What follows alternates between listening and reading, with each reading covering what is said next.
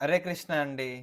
So, మనం మేషం, వృషభం, మిథునం. సో, ఈ వీడియోలో మనం మేషం, వృషభం, మిథునంకి 2026 ఇయర్ అనేది ఎలా ఉంటుందో మనం తెలుసుకుందాం.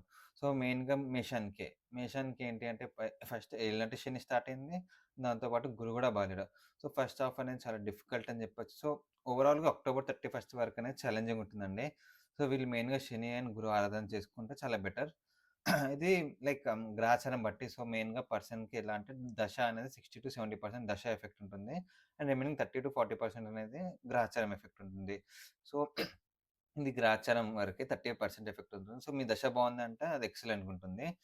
అండ్ వృషభ రాశి వాళ్ళకి ఎలా ఉందంటే ఫస్ట్ హాఫ్ అనేది బ్రహ్మాండంగా ఉంటుంది. ఇప్పుడు ఈ జాన్ నుంచి జూన్ వరకు అండ్ ఆగస్ట్ 31 వరకు ఇంకా క్లారిటీగా చెప్పాలంటే అప్పటి వరకు బావుంటుంది. దాని తర్వాత ఛాలెంజింగ్ పీరియడ్ అనేది స్టార్ట్ అవుతుంది. అండ్ మళ్ళీ మిథున రాశి వారికి ఏంటంటే ఫస్ట్ హాఫ్ అనేది కొంచెం ప్రాబ్లమాటిక్‌గా ఉంటుంది. ఎప్పటి వరకు? జూన్ 2 వరకు. మళ్ళీ జూన్ నుంచి అక్టోబర్ 31 వరకు అనేది బ్రహ్మాండంగా ఉంటుంది.